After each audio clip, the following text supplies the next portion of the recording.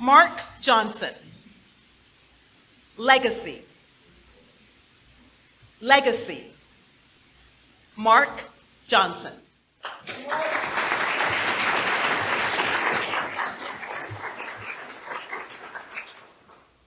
Have you ever wondered what someone would say about you during the eulogy at your funeral? I know that is a really strange question, and you're probably wondering, where's he going with this? I ask that question because I often wonder that myself. What would somebody say about me during my eulogy? Would they talk about the many things that I have accomplished in my life? Or would they talk about all the people that I helped along the way?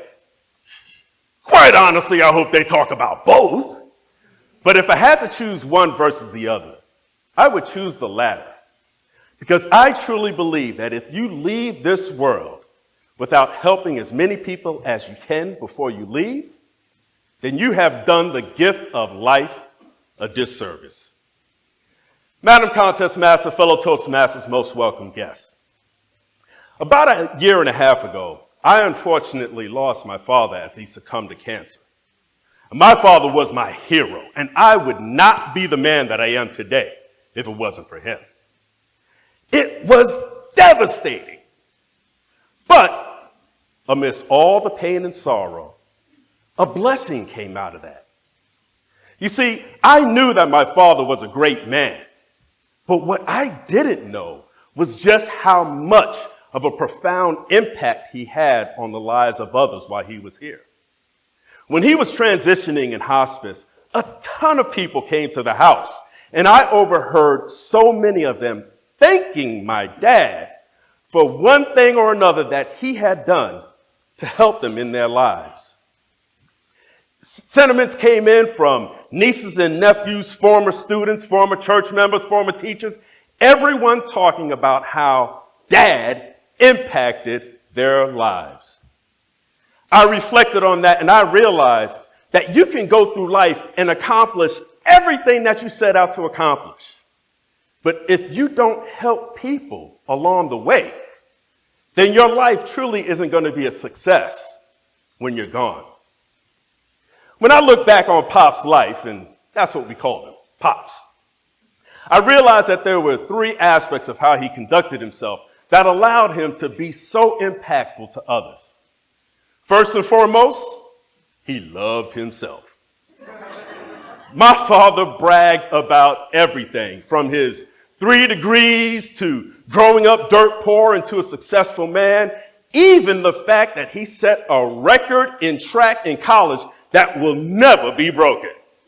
You can ask me about that later. One of my father's favorite phrases that he used to use up until the day he died at 85 was, "I look good for my age, don't I?" My father didn't have a humble bone in his body. But that's okay, because he loved himself. He loved who he was. He was proud of his accomplishments. And because he loved himself, that allowed him to give that love to others.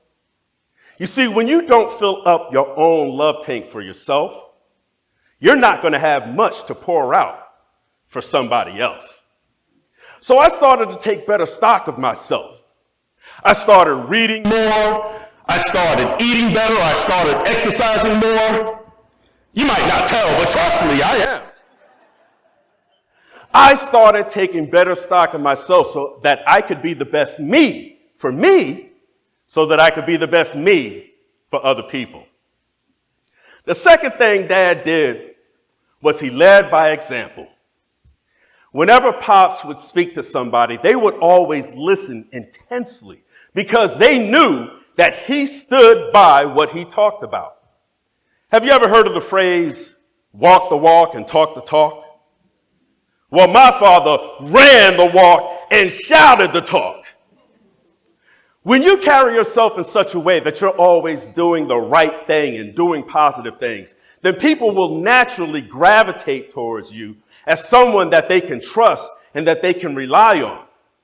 So that whenever my father would to offer advice to people, they would allow themselves to be vulnerable enough to accept that advice, and in many cases ask for it.